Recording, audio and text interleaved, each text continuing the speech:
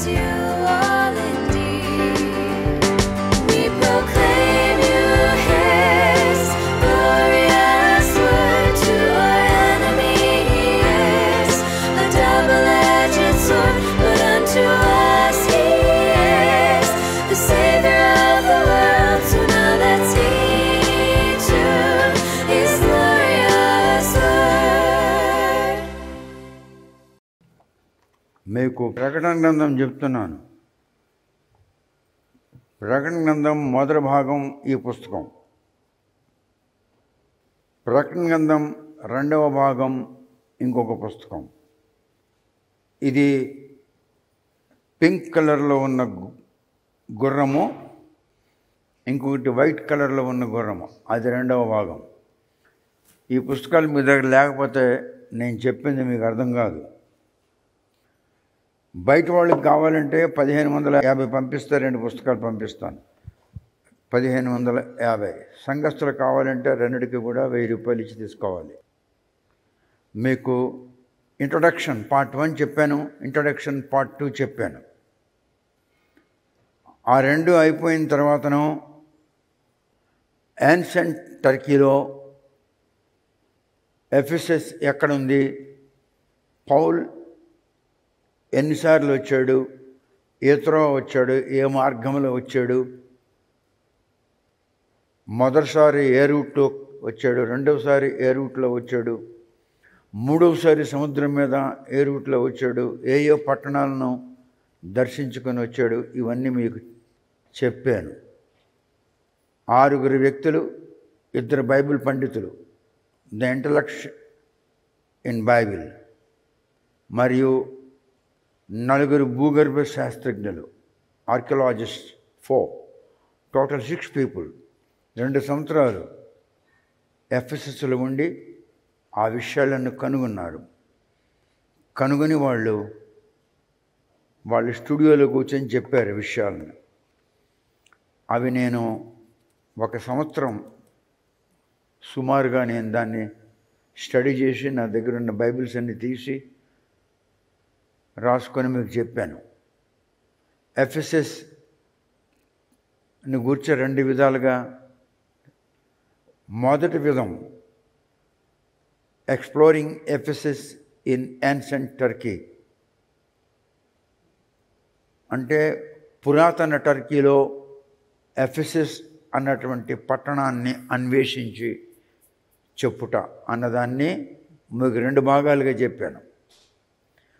అది అయిపోయిన తర్వాత బైబిల్కి అనుకూలంగా నేను రాసిన పుస్తకంలో 20 సంవత్సరాల కింద నేను రాసిన పుస్తకంలో ఉన్న ఈ పాఠానికి అనుకూలంగా ఎఫెసస్ సంఘ చరిత్ర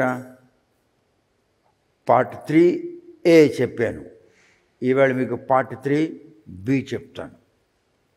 పార్ట్ 1 మీకు చెప్పాను, 6 మహామేధావులు కనుగొన్నది పార్ట్ 1 అండ్ పార్ట్ 2.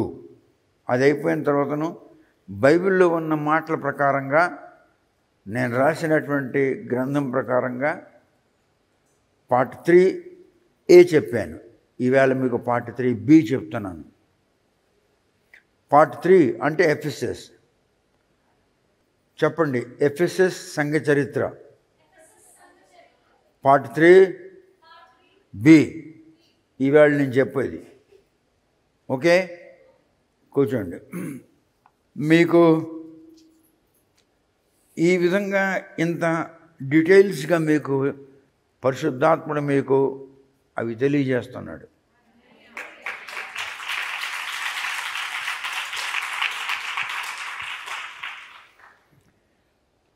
ఈవేళ నేను మీకు చెప్పుచున్నది ఎఫెసస్ సంఘ చరిత్ర పార్ట్ 3B. కిందటి వారం మీకు పార్ట్ 3A చెప్పాను. ఏలో ప్రభువు తనను గూర్చి వ్రాయించిన వర్ణన గూర్చి మీకు చెప్పాను. ఎఫెసస్ సంఘము ప్రారంభములో ప్రభు అయిన యేసునే కేంద్రముగా చేసుకుని అన్ని విధాల ఆశీర్వాదములు అందుకున్నది. Ephesus is a city, is a very great city in Roman empire. So Ephesus, looking unto the Lord Jesus, in the beginning, they started the spiritual activities under the guidance of Holy Spirit. పరిశుద్ధాత్మ నడిపింపులో Ephesus ఉన్న సంఘము చాలా విధముగా, అన్ని విధములుగా ఆధ్యాత్మికముగా అది వృద్ధి పొందింది. రాను మెల్లగా ఆ దేవుని సంఘము ఒక మంచి పేరుగాంచిన క్రిస్టియన్ ఆర్గనైజేషన్గా మారిందని చెప్పాను.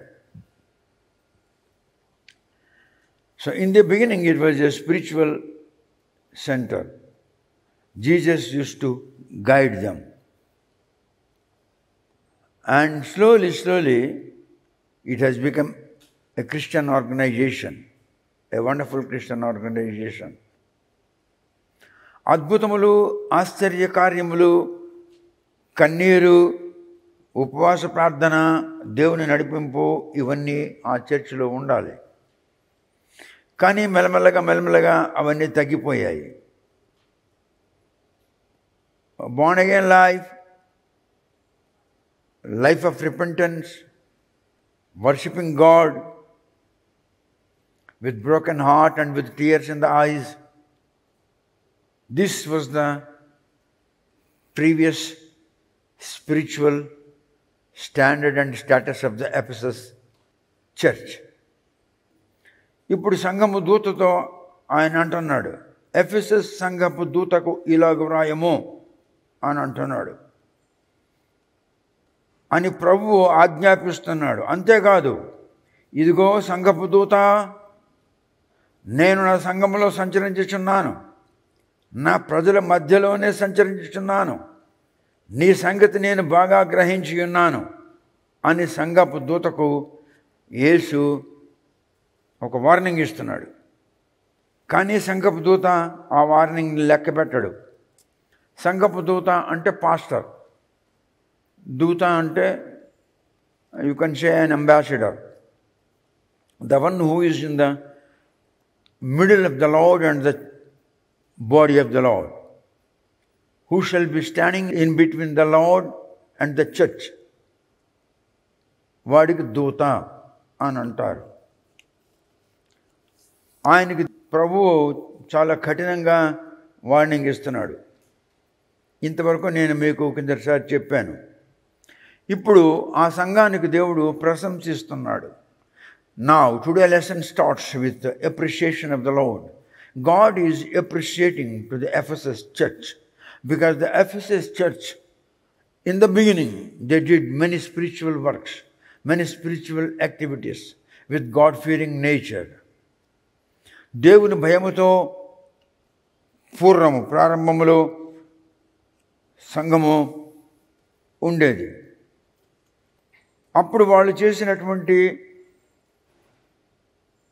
ఆధ్యాత్మిక పనులను బట్టి, ఉపవాసములను బట్టి, ఆరాధనలను బట్టి, ప్రార్థనలను బట్టి, దేవునికి వారు ప్రేమించిన ప్రేమను బట్టి దేవుడు వారిని అది జ్ఞాపకం చేసుకొని ప్రశంసిస్తున్నాడు.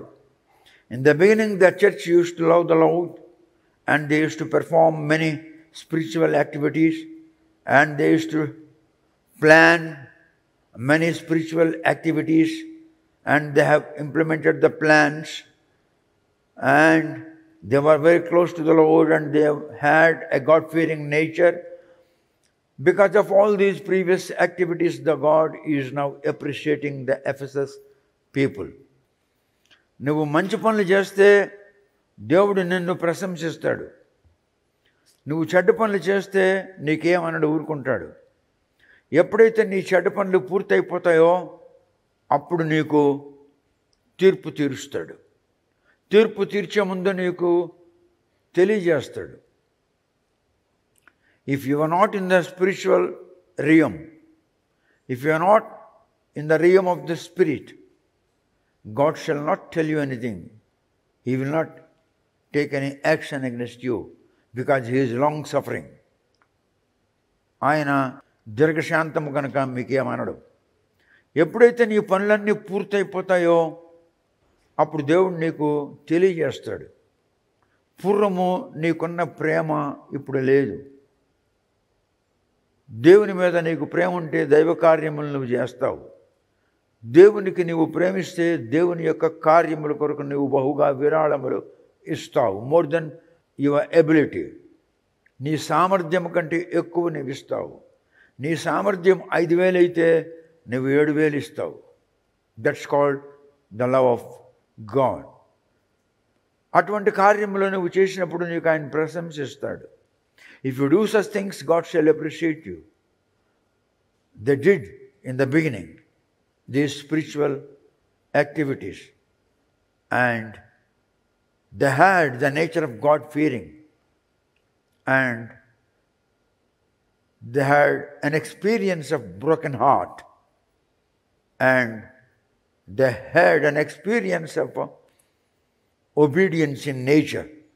So God, now admiring them, recollecting all their previous life, previous activities. నీవు మంచి పనులు చేస్తే నీకు దేవుడు ప్రశంసిస్తాడు. నీకు ప్రశంసిస్తున్నాడు అంటే అర్థం ఏమిటంటే నీలో మార్పులు వస్తాయి, నీ కుటుంబంలో మార్పులు వస్తాయి, నీ కొడుకుల్లో మార్పులు, నీ కూతుళ్ళలో మార్పులు, నీ ఉద్యోగంలో మార్పులు, నీ కుటుంబంలో మార్పులు, నీ లైఫ్లో మార్పులు. ఎప్పుడైతే ఇటువంటి మార్పులు కలుగుతాయో అవి దేవుడు నిన్ను ప్రశంసిస్తున్నాడు అని నువ్వు అర్థం చేసుకోవాలి. If you are ungodly, God shall not touch you. If you are disobedient, God shall not touch you. If you are not in the spirit realm, in the realm of the spirit, if you are not in the realm of the spirit, he will not touch you. He will leave you because he is long suffering. నీవు దేవునికి విరుద్ధంగా ఉన్నప్పుడు నువ్వు త్రాగుతుంటావు. త్రాగిన వాళ్ళు వచ్చి ఇక్కడికి వచ్చి రొట్టె ద్రాక్షరసం తీసుకుంటారు. వాళ్ళకి దేవుడు భయంకరంగా మొత్తుతాడు. నేను రాత్రి చదువుతుంటే తెల్లవారి చదువుతుంటాను బైబిల్లో, దానియేలు గ్రంథంలో. నెబుకద్నెజరు దేవుని గుడిలో ఉన్నటువంటి పాత్రలు, బంగారు పాత్రలు తీసుకొచ్చి పెట్టాడు. వాడు పోయిన తర్వాత వాడు కొడుకు, వాడు వచ్చి రాజ్యం వెళ్ళాడు. వాడు కొడుకు రాణులు మరియు ఉపపత్నులు మరియు ఆయన సబార్డినేట్స్ అంతా కూడా ఆ దేవునికి సంబంధమైన వాటిని వాళ్ళు తమకిష్టం వచ్చినట్లుగా తాగారు, అందులో మందు తాగారు. దేవుడు వాళ్ళ బ్రతుకులు నాశనం చేశాడు. దానియేలు గ్రంథంలో ఈ మాటలు ఉన్నవి. నేను రాత్రి చదివాను, తెల్లవారు చదివాను. కనుక దేవుని డబ్బుతో, దేవుని పాత్రలతో, దేవుని కొరకు ప్రయోగించినటువంటి అంశం. ఇప్పుడు సపోజ్ ఇప్పుడు నేను నీకు ఒక 1000 రూపాయలు ఇచ్చాను, ఈ పని చేయరా అని. నువ్వు 500 తాగావు, 500 ఖర్చు పెట్టావు. నీకు దేవుడు భయంకరంగా తీర్పు తీరుస్తాడు. వెంటనే కాదు, కొన్నాళ్ళకి, కొన్ని సంవత్సరాలకి. నీకు మరణం రాదు, నీకు జబ్బు పోదు, నీ కొడుకులు కూతుళ్ళు నీకు ఎగనిస్ట్ అయిపోతారు. నువ్వు చేసిన క్రియల ప్రతిఫలము నీ భార్య భయంకర స్థితిలో ఉంటుంది. నీకు మరణం రాదు, నీకు జబ్బు పోదు. దానియేలు గ్రంథంలో ఉన్న మాటలు మీకు చెప్తున్నాను. 4-5 రోజులు ఏందో దానియేలు గ్రంథం స్టడీ చేస్తున్నాను. కనుక నెబుకద్నెజర్ యొక్క కుమారుడు రాజ్యం వెళ్తున్నప్పుడు దేవునికి సంబంధమైన వాటిని వాడు మిస్యూజ్ చేశాడు. అందుకే వాడి రాజ్యం తొలగించబడింది. The son of Nebuchadnezzar, the first king of Babylon, after his death, his son has come into ruling. His father have robbed all the golden articles from the temple of the Jerusalem. He brought them and kept them in the idol temples. After his death, his son and his wives and his concubines and his subordinates, they misused them for drinking and for doing some other things which is against the law. So God has taken an action against him. His kingdom has been taken away. He is no more on his throne.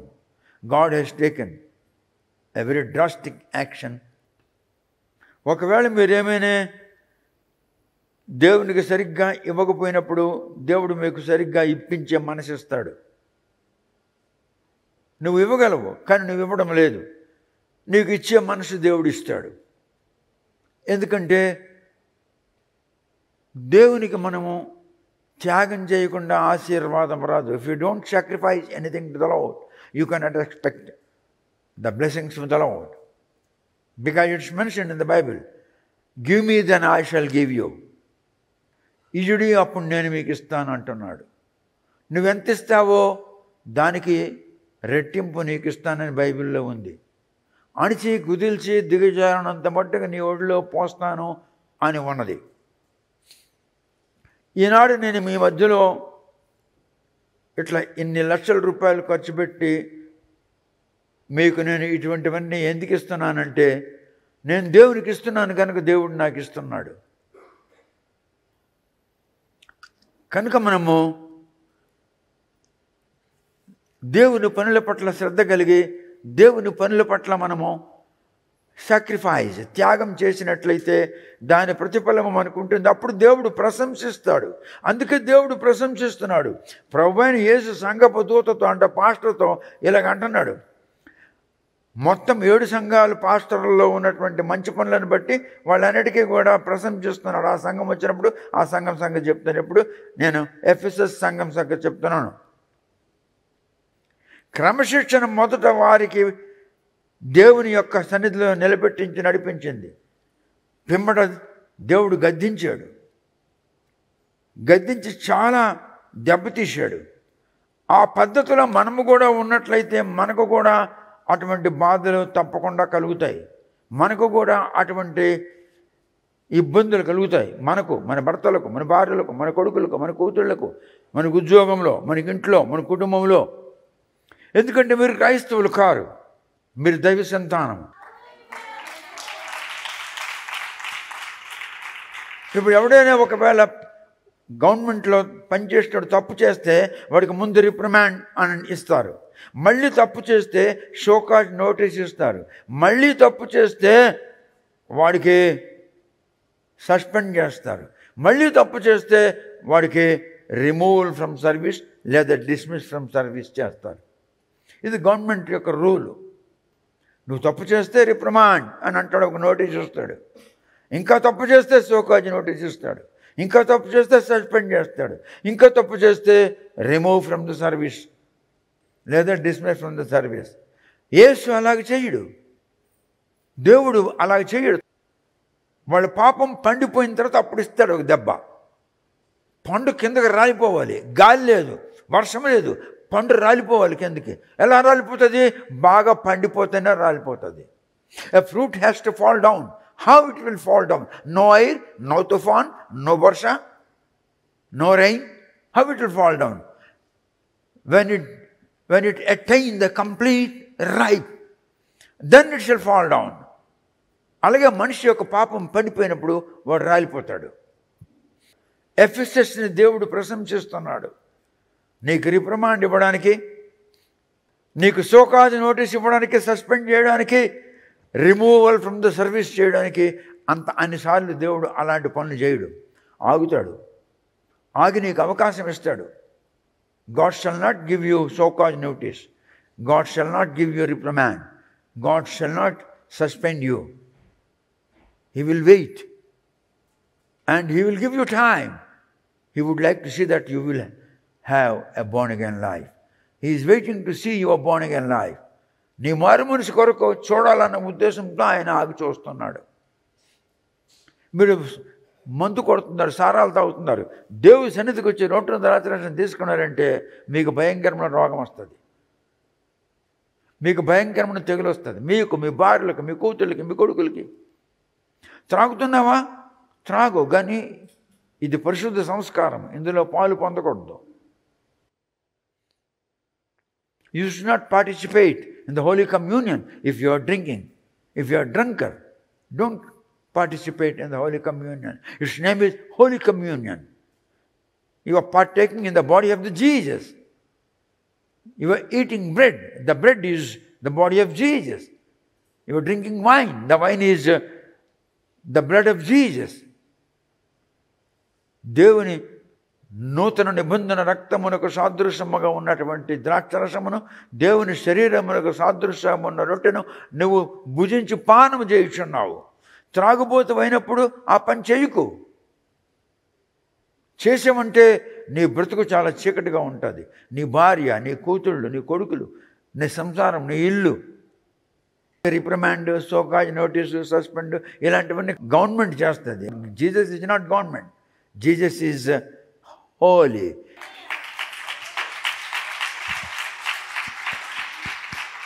Jesus is love. ఆయన ప్రేమ ఉన్నాడు. ఆయన నీకు ఇవన్నీ చేయడు. నీకు సమయం ఇస్తాడు నువ్వు రాలిపోకుండా ఉండాలని. వాళ్ళు చేసిన మంచి పనులను బట్టి వాళ్ళకి ప్రశంసిస్తున్నాడు. ఎఫెసస్ సంఘస్థులతో, వారి పాస్టర్తో యేసు ప్రశంసనీయముగా మాట్లాడుచున్నాడు. నీ కష్టము, నీ సహనము నేను ఎరుగుదును అంటున్నాడు యేసు ప్రభు. నువ్వు కష్టపడ్డావు, నేను ఎరుగుదును. నువ్వు ఓర్చుకుంటున్నావు, నేను ఎరుగుదును. అపోస్తలులు కాకయే మేము అపోస్తలమని చెప్పుకొని వచ్చిన వారికి నువ్వు అవకాశం ఇవ్వలేదు స్టేజ్ మీద నిలబడడానికి. You have not entertained the people, those who claim that they are epistles, but in fact they are not epistles. You didn't entertain them. I like that. I appreciate for the work అని అంటున్నాడు Ephesus సంఘమునికి. The Ephesus church didn't entertain the people, those who claim themselves the epistles. In fact, they are not epistles. దేవుడు వారి మంచి పనులను బట్టి ఆ దూతను ప్రశంసించుచున్నాడు. నీ సహనము నేను ఎరుగుతాను. Your patience I know. Your troubles I know. Your difficulties that you have encountered in your life I know. ప్రకటన గ్రంథము 2వ అధ్యాయంలో 2వ వచనం చదువు. నీ క్రియలను, నీ కష్టమును, నీ సహనమును నేను ఎరుగుదును. అర్థమైందా? నీ క్రియలు, నీ సహనము అంటే యువర్ పేషెన్స్. యూదుల యొక్క నరోక్తి ప్రకారముగా, according to the Jewish people and according to the law of Jewish society, according to the Jewish tradition, there was a man called Nicolaite. ఆ నికలాస్ అనేటటువంటి వాడు లేక నికలాయిట్ అనేవాడు ఒక సిద్ధాంతాన్ని, ఒక డాక్ట్రిన్ని వాడు ప్రవేశపెట్టాడు. The man who was a Jew, his name was Nicolaite. He introduced a doctrine to the Ephesus church. Ephesus సంఘానికి వాడు ఒక సిద్ధాంతాన్ని ప్రవేశపెట్టాడు. ఈ నికలాస్ అనేటటువంటి వాడు ప్రవేశపెట్టిన ఆ సిద్ధాంతానికి ఈ ఎఫెసస్ సంఘస్థులు ఫాలో అయినారు. He's a Jew. Oh, he introduced a new doctrine. We must follow the man. We must follow the doctrine because he is Jew. Jesus is Jew. It's okay. Jesus has taken a human incarnation in Jewish society. It's right. But Jesus never introduced any doctrine. యేసు యూదుడే, యూదా మతములోనే అవతరించాడు. ఏదైనా సిద్ధాంతాన్ని ఆయన ప్రవేశపెట్టాడా? మరి ఈ నికలాస్ ఎలా ప్రవేశపెట్టాడు? మాకు సిద్ధాంతం ఉంది. మరి విధమా అక్కడ సిద్ధాంతాన్ని ఉండదురా, అక్కడ పరిశుద్ధ కాలనీ ఉంటుంది. అక్కడ కేవలం పరిశుద్ధ సామ్రాజ్యము.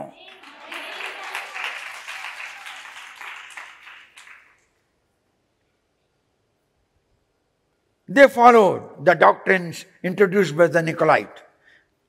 అప్పుడు ఆ ప్రజలు నికోలైటన్స్ అని పిలువబడ్డారు. లూథరన్స్ అలాగా నికోలైటన్స్ అని పిలువబడ్డారు. ఎవరు? ఎఫెసస్ సంఘస్థులు. ఇంతకు పూర్వమేమో దైవ జనాంగము అని పిలువబడ్డారు. ఇంతకు పూర్వం ఎఫెసస్ సంఘస్థులని పిలువబడ్డారు. ఇప్పుడేమో నికొలైటన్స్ అని పిలువబడుతున్నారు. అయితే ఒకటి నీలో ఉన్నది, నికొలాయితుల క్రియలు నీవు ద్వేషించుచున్నావు, నేను కూడా వీటిని ద్వేషించుచున్నాను.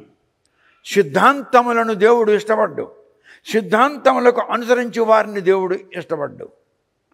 Jesus being God taken in human incarnation in the Jewish society, he didn't introduce any doctrine. He introduced Jesus to the people of God.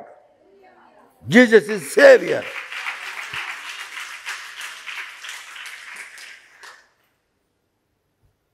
పరిత్రాణమును బయలుపరచండి. యేసు పరిత్రాణకర్త అయ్యున్నాడు. యేసును బయలుపరచండి, యేసును తెలియజేయండి. he will save the people. వీళ్ళు గ్రీక్ సిద్ధాంతాన్ని తీసుకొచ్చి తెలియజేశారు. అప్పుడు ఎఫెసస్ సంఘం పడిపోయింది.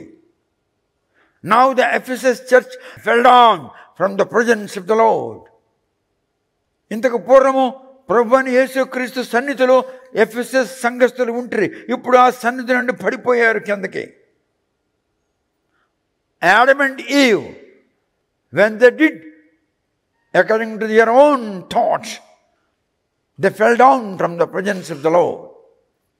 And they have been separated from the presence of the Lord. They have been taken out of the Eden garden. ఆదం హవ్వలు వారి మనసుకు తోచినట్లుగా, వారి ఆలోచనకు తోచినట్లుగా పనిచేసినందుకు గాను దేవుని సన్నిధి నుండి వాడు వెలివేయబడ్డారు. ఎడెన్ గార్డెన్ నుండి బయటకు తోసివేయబడ్డారు. దేవుని సన్నిధి వారికి లేదు. అలాగే క్రైస్తవులకి దేవుడు లేడు, ఎందుకంటే వారికి సిద్ధాంతాలు ఉన్నాయి. All with full of doctrines. They don't have Christ. They don't have the guidance of the Holy Spirit. But you people are great people. Holy Spirit is guiding you. Holy Spirit is teaching you.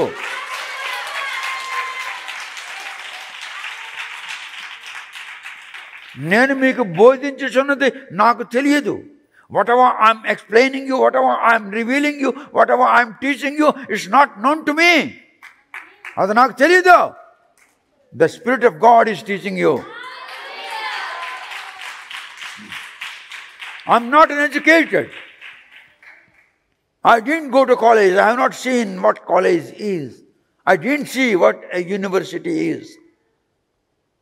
I am just an illiterate. I am not educated like you all people. But God said, I have given you wisdom and knowledge. I have anointed you. Go and preach my gospel to the people. So I am doing that. God anointed me. God gave me wisdom and knowledge of the scripture, and knowledge and wisdom of the Bible. That's the reason why I am able to stand in the presence of the God. God doesn't need your education. God doesn't need your qualification. God doesn't need your suits and ties and your hats and your shoes and your culture. He needs your obedience. He needs your God-fearing nature. He needs your sacrifice. What you are sacrificing for the Lord.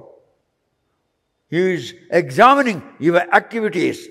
నీ పనులు చూస్తున్నాడు, నిన్ను చూస్తున్నాడు. నీ shoot కాదు, నీ tile కాదు. నువ్వు దైవభీతి కలిగి ఉన్నావా? దేవుని వాక్యాన్ని నీవు అర్థం చేసుకుంటున్నావా? దేవునికి లోబడి ఉన్నావా? నీ ప్రత్యేకమైన సుఖము కట్ చేసి దేవునికి ప్రయోగిస్తున్నావా? అవును. తెల్లారు 3 గంటలకి 82 సంవత్సరాలు వయసు నాకు. నేను ఎందుకు లేవగలుగుతున్నాను? దేవుడు నన్ను లేపుతున్నాడు కనుక లేవగలుగుతున్నాను.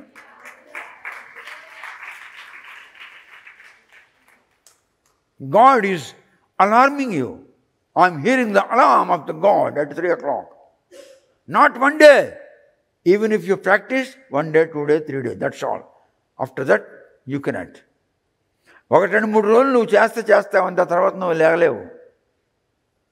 దేవుడు నిన్ను లేపుతున్నప్పుడు నువ్వు లెగుస్తావు.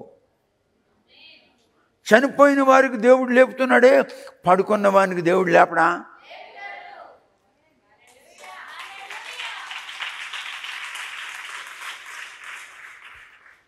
God is appreciating, and God also at the same time warning, and God is advising you to follow the word of God, follow the Bible, follow the guidance of the Holy Spirit, follow the teachings of the Bible word, follow the leadership of the Holy Spirit in your life. అనేక క్రీస్తు సంఘములు Nicholas ప్రవేశపెట్టిన సిద్ధాంతముల మాదిరిగా అనేక సిద్ధాంతాలు వాళ్ళ సంఘాల్లో ప్రవేశపెట్టారు. అటువంటి సంఘములకు దేవుడు తీర్పు తీరుస్తున్నాడు. మరొకసారి చదువు 2:6. నికోలాయితుల క్రియలు నీవు ద్వేషించుచున్నావు, నేను కూడా వీటిని ద్వేషించుచున్నాను. నికోలాయిట్ ప్రవేశపెట్టిన సిద్ధాంతాన్ని ఎఫెసస్ నువ్వు దాన్ని అంగీకరించలేదు, నువ్వు దాన్ని ద్వేషించావు. నేను కూడా అటువంటి సిద్ధాంతాలను ద్వేషిస్తున్నాను. దేవుడు సిద్ధాంతములను ద్వేషించుచున్నాడు, సిద్ధాంతములను అనుసరించుచున్న వారిని దేవుడు ద్వేషించుచున్నాడు అనే ప్రకటన గ్రంథం 2:6లో ఉన్నదే. నేను శాన్ హోజే అని ఒక పట్టణం ఉంది, శాన్ ఫ్రాన్సిస్కో ఎయిర్పోర్ట్ నుండి 70 మైళ్ళ దూరంలో శాన్ హోజే అని ఒక పట్టణం ఉంది. అక్కడ ఏజీ చర్చ్ ఉంది. ప్రపంచంలో ఉన్న పెద్ద ఏజీ చర్చ్ అదే. అక్కడికి నేను వెళ్ళి ప్రసంగం చేస్తున్నప్పుడు అక్కడ పాస్టర్ గారు నాకు తన చాంబర్కి పిలిపించి నాకు అడిగారు. ఆ పాస్టర్ గారి పేరు పాస్టర్ డాబ్సన్. నా పుస్తకంలో ఆ ఫోటోలు ఉన్నాయి, మీరు చూడగలరు. నాకు ఆయన అడిగాడు, బ్రదర్ వాట్స్ యువర్ డాక్టరీన్ అని అడిగాడు. సహోదరుడా నీ సిద్ధాంతం ఏమిటి అని అడిగాడు. నేను మెల్లగా నవ్వుకున్నాను. ఎలా చెప్పాలో అనుకుంటుంటే, brother I asked you what's your doctrine. నేనన్నాను, Jesus when he didn't introduce any doctrine, who am I to follow any doctrine అన్నాను. లేచి కౌగిలించుకున్నాడు. అలాగా ప్లీజ్ కమాన్ అని తీసుకెళ్ళాడు. పులిపోయిన దాన్ని పెట్టాడు, వాక్యం చెప్పన్నాడు. It happened in San Jose AG చర్చ్లో. నేను అక్కడ ప్రసంగం చేస్తున్నట్టు ఫోటోలు ఉన్నాయి, పుస్తకాల్లో ఉన్నాయి, చూడండి. వాళ్ళు ఒక పెద్ద కప్పు మీద వాళ్ళ చర్చ్ తరక ప్రింట్ చేసి ఆ కప్పు నాకు ప్రజెంట్ చేశారు. ఇది ఉంచండి సార్, మీరు మా చర్చిలో ప్రసంగం చేసినట్లు ఇది మీకు జ్ఞాపకం చేస్తుందని. అది నేను షోకేస్లో పెట్టున్నాను. 4వ వచనం చదువురా. అయినను మొదట నీకుండిన ప్రేమను నీవు వదిలితివని నేను నీ మీద తప్పు ఒకటి మోపవలసి ఉన్నది. దేవుడు తప్పు మోపుతున్నాడు. నీవు దేవునికి మొదట ప్రేమించినట్లు ఇప్పుడు నీవు ప్రేమించడం లేదు. పూర్వము నువ్వు దేవుని పనుల కొరకు ఇస్తున్నటువంటి విరాళములు నువ్వు ఇవ్వడం లేదు. పూర్వము దేవునికి నీవు ఎంత సాక్రిఫైస్ చేసావో అలాంటి సాక్రిఫైస్ ఇప్పుడు చేయడం లేదు. మతపరమైన క్రియలు సంఘములో జరుగుతున్నవి. ఎఫెసస్ సంఘమా, ఇవన్నీ పూర్వము లేకుండాను ఇప్పుడు నువ్వు అవన్నీ ప్రవేశపెట్టుకున్నావు కనుక నా సన్నిధి నీకు లేదు. సంసార జీవితంలో భార్యాభర్తలకు ప్రేమ లేకపోతే, సంసార జీవితంలో భర్తను భార్య ప్రేమించుకోకపోతే దే విల్ హ్యావ్ రెస్పాన్సిబిలిటీ. దీని రెస్పాన్సిబిలిటీ 120 మొగుడికి ఇస్తాడు, పిల్లలకి టిఫిన్ కట్టి స్కూల్కి పంపిస్తుంది. వాడేం చేస్తాడు, రాసిన తెచ్చి ఇంట్లో వేసిస్తాడు, అంతే. సంఘాల్లో అలాగున్నాయి. కఠినమైన దేవుని ఆజ్ఞ వినిపించుచున్నాడు. నీవు ఏ స్థితి నుండి పడిపోతివో అది జ్ఞాపకం చేసుకొనుము. మారు మనసు పొంది మొదట నీవు చేసిన క్రియలు మరల చేయుటకు అభ్యాసము చేయుము. లేదా నేను నా దీపస్తంభమును నీ యొద్ద నుండి తొలగించేస్తాను. 7 దీపపు స్తంభముల మధ్య ఆయన సంచారం చేయుచున్నాడు అని మనం చదివాము. ఆయన ఎక్కడ సంచారం చేస్తున్నాడు? 7 దీపపు స్తంభముల మధ్య. అంటే దీపపు స్తంభము అంటే ఒక చర్చ్. 7 చర్చిలు ఎక్కడున్నాయి? యాన్షియంట్ టర్కీలో ఉన్నవి. ఆ 7 చర్చిలలో నేను సంచారం చేస్తున్నాను. 7 దీపపు స్తంభముల మధ్య సంచారం చేయించున్నాను అంటే అర్థం ఏంటి? దేవుని నామమున సంఘము ఉన్నప్పుడు, కరెక్ట్గా దేవుని వాక్యం బోధించుచున్నప్పుడు, దేవునికి సరిగ్గా విరాళములు, దశమభాగములు, ప్రథమ ఫలములు, అర్పణలు సరిగ్గా ఇస్తున్నప్పుడు అటువంటి వారి మధ్యలో దేవుడు సంచారం చేయుచున్నాడు అని అంటున్నాడు. దేవుని చేత మీరు పరిపాలించబడుచున్నారు, దేవుని చేత మీరు నడిపించబడుచున్నారు కనుక మీరు కొట్టుకోవడం లేదు. నీ స్థితి నుండి నువ్వు పడిపోతివి. ఏ స్థితి నుండి పడిపోయినావో జ్ఞాపకం చేసుకో. మారు మనసు పొందు, మొదట క్రియలు చేయు. అలా నువ్వు చేయకపోతే నీకు ప్రమాదం. 5వ వచనం చదువు, 5వ వచనం 2:5. నీవు ఏ స్థితిలో నుండి పడితివో, నీవు ఏ స్థితి నుండి పడిపోయావో అది జ్ఞాపకం చేసుకో. మారు మనసు పొందు. ఆ మొదటి క్రియలను చేయుము. మొట్టమొదటి నువ్వు చేసిన క్రియలు ఇప్పుడు చెయ్యి అంటున్నాడు దేవుడు. అట్లు చేసి నీవు మారు మనసు పొందితేనే సరి. లేని ఎడల నేను నీ యొద్దకు వచ్చి నీ దీపస్తంభమును దాని చోట నుండి తీసివేయుదును. నీ దీపస్తంభమును నీ మధ్య నుండి తీసిస్తాను. నీకు చీకటి ఉంటుంది, నీకు వెలుతురు ఉండదు, నీకు మహిమ ఉండదు, నీకు అంధకారం ఉంటుంది. చదువు వాచనం మళ్ళా. నీవు ఏ స్థితిలో నుండి పడితివో అది జ్ఞాపకము చేసుకొని మారు మనసు పొంది ఆ మొదటి క్రియలను చేయుము. అట్లు చేసి నీవు మారు మనసు పొందితేనే సరి. లేని ఎడల నేను నీ యొద్దకు వచ్చి నీ దీపస్తంభమును దాని చోట నుండి తీసివేతును. నీలో ఉన్న వెలుగు, నీలో ఉన్న మహిమ, నీలో ఉన్న దైవ సన్నిధి, నీలో ఉన్న నా సన్నిధి ఇక మీదట ఉండదు. మీ మధ్యలో దేవుని సన్నిధి ఉన్నది కనుక మీరు దెబ్బలాడుకోవడం లేదు, మీరు కొట్టుకోవడం లేదు, మీరు తిట్టుకోవడం లేదు. ఎందుకంటే దేవుని సన్నిధి మీ మధ్యలో ఉన్నది. దీపస్తంభము మీ మధ్యలో ఉన్నది.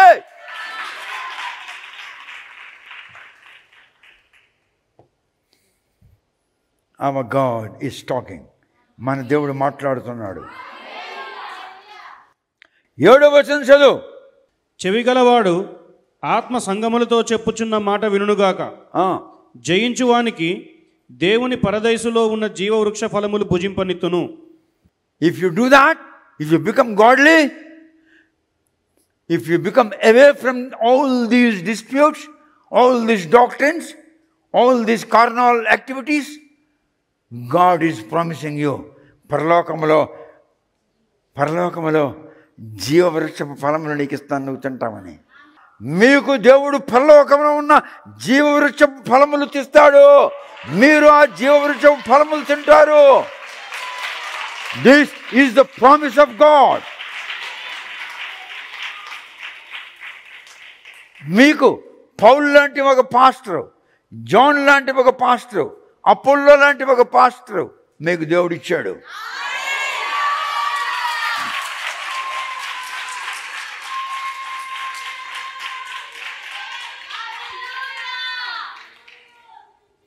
Thou shalt eat the fruit of life in the heaven. God is promising you.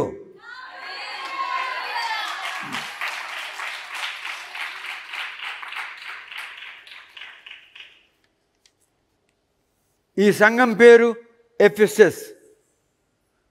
ఈ సంఘం పేరు అనండి. ఆ సంఘం పేరు ఏం పేరు?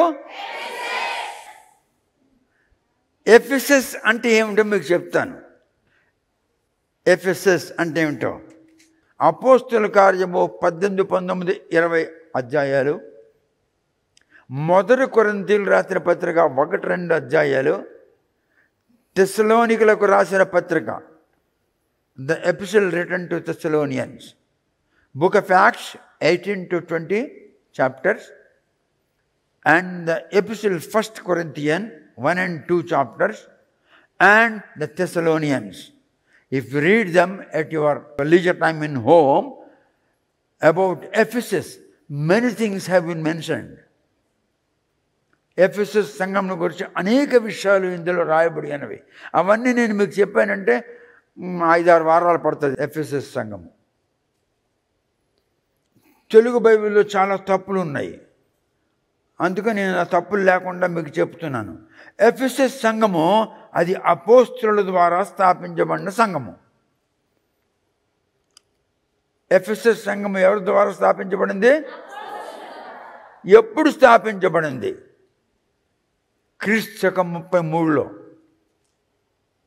క్రీస్తు శకము అంటే యేసు పరలోకానికి వెళ్ళిపోయిన 33 సంవత్సరాలకి ఎఫెసస్ సంఘము స్థాపించబడింది. 100 సంవత్సరాల వరకు అది చక్కగా ఉండాలి. ఎన్ని సంవత్సరాలు? యాన్సెంట్ టర్కీలో Paul established a church during 33 AD. It continued up to 100 years. 100 సంవత్సరాల తర్వాతను ఆ చర్చ్ పాడైపోయింది. రిలీజియస్ చర్చ్గా వచ్చేసింది. క్రిస్టియన్ ఆర్గనైజేషన్గా మారిపోయింది. అక్కడ సిద్ధాంతాలు ఎక్కువైపోయినాయి. అక్కడ మతపరమైన కార్యక్రమాలు ఎక్కువైపోయినాయి. అక్కడ ఉపవాస ప్రార్థనలు లేవు. అక్కడ విరిగిన హృదయములు లేవు. అక్కడ నలిగిపోయిన మనస్సు లేదు. అక్కడ దేవునితో సంబంధం లేకుండా వాళ్ళు జీవిస్తున్నారు. ఎప్పుడు? 100 సంవత్సరాల తర్వాత. ఎఫెసస్ అని పేరు పెట్టాడు దానికి. ఎఫెసస్ అంటే అర్థం ఏమిటి? Ephesus is not an English word. It's not an English term. It's not a Greek term. It's a Hebrew sound. It's a Hebrew sound.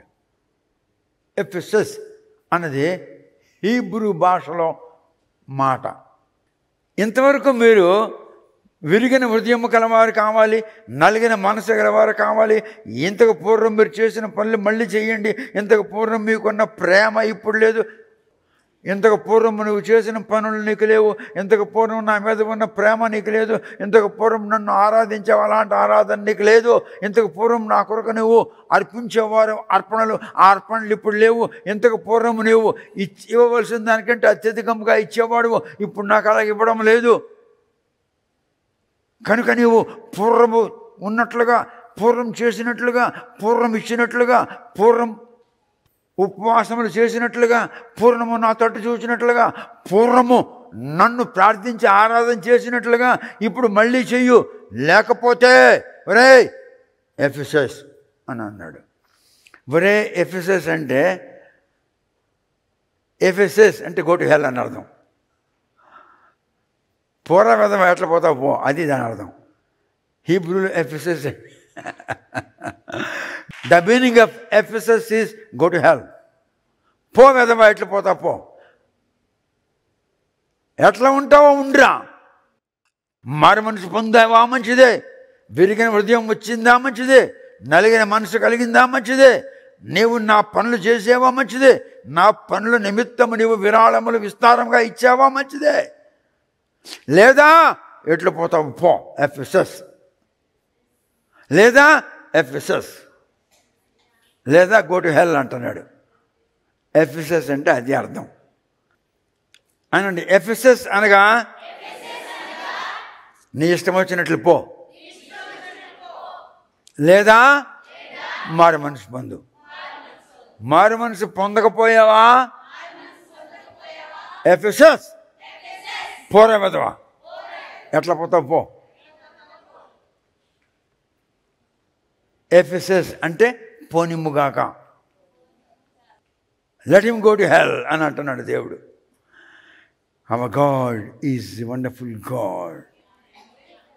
ఈవేళ మీరు వింటున్న పాఠము ఎఫెసస్ సంఘ చరిత్ర 3B పార్ట్ 3B, కిందటి వారం పార్ట్ 3A. అంతకుముందు పార్ట్ 1 అండ్ పార్ట్ 2 ఏది? Exploring the Ephesus in Turkey. Turkey దేశంలో ఎఫెసస్ని గురించి అన్వేషించుట పార్ట్ 1, పార్ట్ 2. ఇప్పుడు మీరు బైబిల్ ప్రకారంగా పార్ట్ 3 వింటున్నారు. పార్ట్ 3లో కిందటి వారం 3A, ఇప్పుడు 3B. ఇది లాస్ట్. దీంతో ఎఫెసస్ సంఘం పూర్తయిపోయింది. Praise the lord. Wonderful people.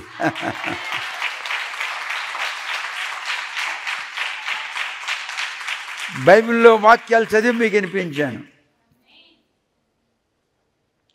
Our God is explaining you. Our God is teaching you. Our God said the meaning of Ephesus. It's a Hebrew sound. అది హీబ్రూల యొక్క మాట. హీబ్రూలో ఎఫెసస్ అంటే if you don't want to be a born again go to hell అంటున్నాడు. Ephesus అంటే go to hell. Become born again or go to hell. మారు మనసు పొందేవో మంచిదే, లేకపోతే ఎలా పోతావో పోరా వెదవా అంటున్నాడు. అది ఎఫెసస్. ఎఫెసస్ సంఘమునకు కఠినమైన ఆజ్ఞ వినిపించి కఠినముగా చెప్తున్నాడు, నువ్వు మారు మనసు పొందు, పూర్వం నీకున్న బ్రతుకు మళ్ళీ నీకు రావాలి, ఆ విధంగా జీవించు, లేకపోతే యూ విల్ బి ఎఫెసస్, లేకపోతే ఎడిపోతావు పో. ఈవేళ మీకు ఎఫెసస్ సంఘం యొక్క చరిత్ర పూర్తయిపోయింది. వచ్చే వారం మీకు స్మిర్న సంఘం యొక్క చరిత్ర చెప్తాను. దైవ ప్రియులకు శుభములు. Books sale. ఫాదర్ పరవస్తు గారు రచించిన 9 గ్రంథములు కేవలం 6,500 రూపాయలకే రిజిస్టర్ పోస్ట్ ద్వారా లభించును. ప్రతి పుస్తకము 50% తగ్గింపు ధరలో విక్రయించబడును. మీరు పంపించవలసిన డబ్బు ఈ దిగువ ఫోన్ నెంబర్కి గూగుల్ పే ద్వారా కానీ ఫోన్పే ద్వారా కానీ పంపించగలరు. Phone number 9701770681 97017700681.